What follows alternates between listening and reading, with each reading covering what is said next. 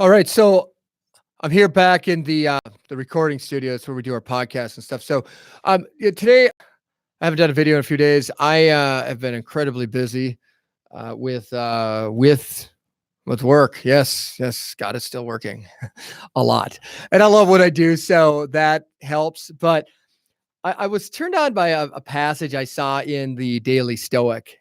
For those of you, I brought a copy of the book right here. I get a lot of wisdom from this book. It's written by Ryan Holiday. I've probably talked about it before, but there's meditations on wisdom, perseverance, and the art of living. And one of the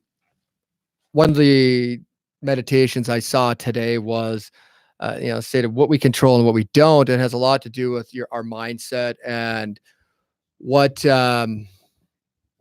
letting go of the things we can't control. Like life is, life is a series of events, and really the only thing that we can control is our perception of them and how we react to them. And this is particularly true when it comes to having, the tumor for me. Like there's at times I know it seems crazy that I almost seem like, gleeful and happy that this is happening. I'm really not, but I've also accepted the fact that people have a lot worse predicaments, ailments, conditions than I do.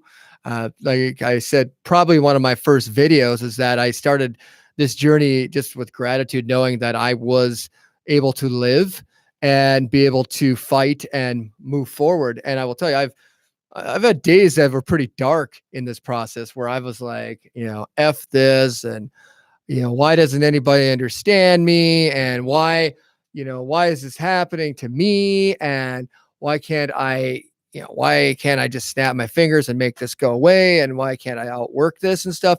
And I'll tell you, that is, I know that there's a lot of you out there that are going through similar battles, and there's all the physical things that are happening to you, but I'll tell you, like, the hardest part is the mental stuff. And it's not just hard on you, it's hard on those that love you too. And in fact, it might even be harder.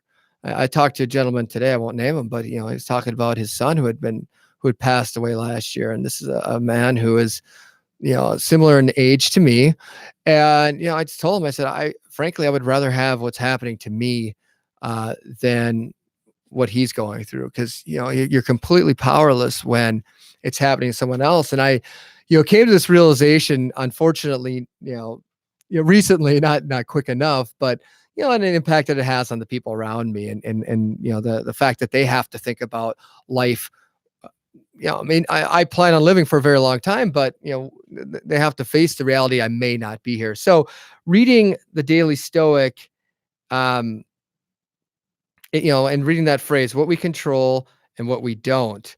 I'll read a phrase from Epictetus, or Epictetus, depending on how you want to pronounce it, but it says, some things are in our control while others are not.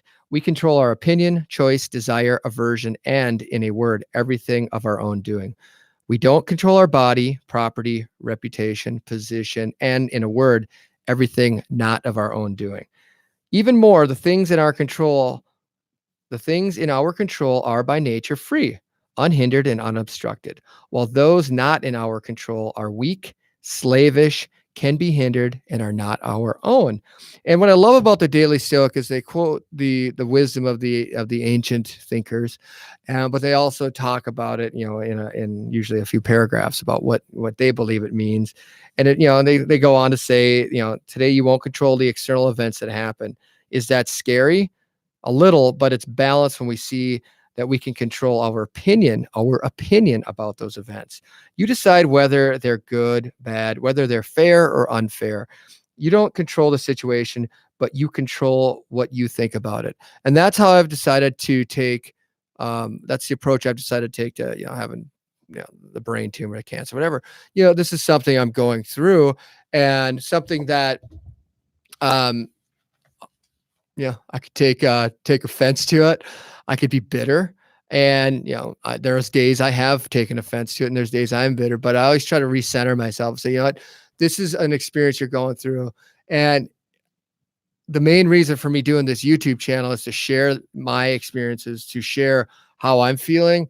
I mean, it's become a bit of a, a the legacy project, I guess, and that's not my intent, but my kids can look on this, uh, you know, 10 years from now, hopefully I'm still here, and they will, hopefully they'll be inspired by it and motivated by the fact that that I was honest about what's going on, but also I never stopped trying to learn through this process and hopefully help some other people, have a voice too in this process, and encourage people to be their own, um, their own health advocate, and advocate for their positions, and hopefully inspire people to keep learning and be creative and be curious like that. If there's one thing that I want people to get out of this is to, well, I'm already thinking three things, but number one would be on the list.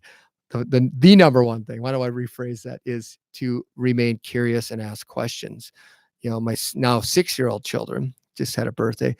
Twin boys are curious. They ask questions all the time, and it's fascinating to me to learn through their learning and their curiosity. And at some point in life, as we become adults, that curiosity dies in us, and it's up to us to keep that flame stoked and keep rekindling that fire. So anyway, what we control and what we don't, we control our opinion, choice, desire, or aversion, and everything of our own doing. The things we don't control, are we going to let those things influence us and ruin our lives? That's the question today. So anyway, thanks for tuning in, everyone. And I will, get back to some topics I'm sure people want to hear about, but today I wanted to get philosophical. So, all right. Thanks for tuning in. Love you all. I'll see you out there. Boom.